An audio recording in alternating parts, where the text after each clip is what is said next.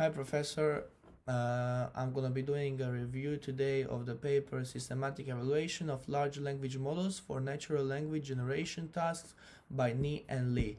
I'm going to be doing this review in the recording video just because I feel like it's it's the best way to do it and to share my to give my review. Now, obviously, because the assignment is about giving a review, um, I'm gonna try to give to break it down to the key points, share my opinions, and talk about what I agree with and what I don't fully agree with, and what this kind of means for the future of AI and how we use the language. So this I also one thing is I point out right in front of me I have the key points and some paragraphs underneath it, so I don't really forget to mention something. So this paper looks at how different AI models handle natural language generation tasks like making conversations and summarizing text. They also compare well-known models including ChatGPT, T5 based models and LLM based models, and study their strengths and weaknesses. So the paper says that while bigger models like ChatGPT usually perform better, some smaller models like LLM can still do really well if they are trained properly. So in my opinion, size isn't always everything. One of the things that, based on my experience, that I learned about it is after being in the class, I was using the smaller models, and I do agree that the size doesn't always mean everything, even though most of the time bigger models are gonna perform better. Sometimes if the questions are very specific, they do give better answers, but bigger models are, in my opinion, be a little bit more fluid, and they're gonna fluid with conversations and the way you talk with them. So I completely agree that good training data and the way a model is built are just as important as model size, but again, many people think that bigger always means better, which study shows that smaller models trained with good data can still be strong. For example, LLAMA is around 10 times smaller than GPT-3, but that's better on many tests. So this proves that having better parameters doesn't always make a model smarter. However, one thing is that the paper doesn't focus on much is efficiency. So smaller models can do well, but how do we make them even better without using huge amounts of computing power? The paper doesn't talk about methods like making models smaller but still powerful, reducing their size without losing quality, or improving them with less computing, called, let's say, adaptive fine-tuning. So these things are important to make AI models more useful for more people, but instead of just proving that small models can work, I think they should have looked more at how to make them even better. So if you ask me, do bigger models always win?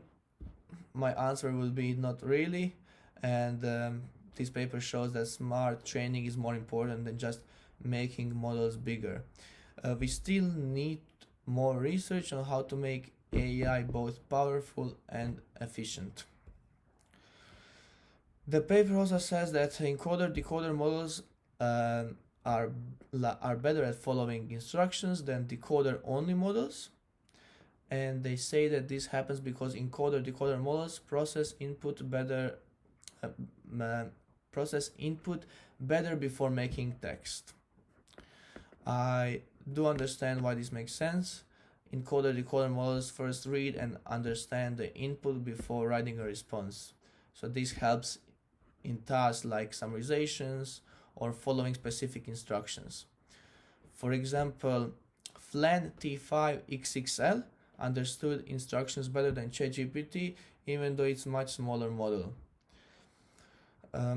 But I think the paper doesn't give enough credit to how much decoder-only models have improved, like ChatGPT 4.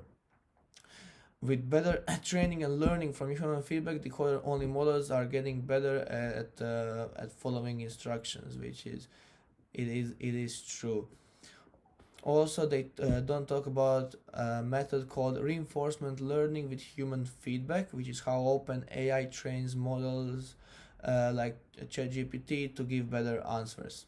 So yes, the encoder-decoder models have an advantage right now, but it's not a permanent one. And with better training methods, decoder-only models can become just as good or even better at following instructions. The paper also points out that common ways of checking AI performance, like Blue and Rouge, are not perfect. Instead, they introduce a new way to check quality called post-processing rate, which measures how much a model's output needs to be fixed before it's useful. So I think this is one of the best ideas in the paper. Blue and Rouge are old methods and don't really check if the text is natural or easy to read. The idea of measuring how much editing is needed before the text is usable is actually, let's say, really smart because it shows how much work humans have to do to make the AI's response good. Now, the paper doesn't really suggest a strong new way to measure AI quality. They introduce PPPR, but they don't compare it to the newer, better methods like BERT score, Comet, or ratings based on human feedback. So it's great that they point out the problem, but I wish they had suggested a better solution. Now, this is a good step forward, but in the future, researchers should focus on better ways to measure AI text, especially using ratings based on what people actually think is good. So overall, I think this paper it does a great job at three things, which is comparing different AI models in making conversation and summaries, challenging the bigger is better idea, and third was showing the problems with all ways of measuring AI performance. Now, on the other hand, I think in my opinion, they missed some of the most important things, which are talking about the ways to train smaller models to make them more useful. Second one was recognizing that decoder-only models are getting better, which based on the experience from our classroom, in my opinion, again, it is true because there are more and more smaller models that are getting better performance every single day. Now, the third one is also giving better ideas to replace Blue and Rouge. So all in all, this paper is like useful for AI research, but I would like to see a follow-up that goes deeper into practical solutions instead of just pointing out the problems. That's it pretty much for the review of this paper. Hope you enjoyed it, and I hope you agree on some of the things that I mentioned. Thank you very much.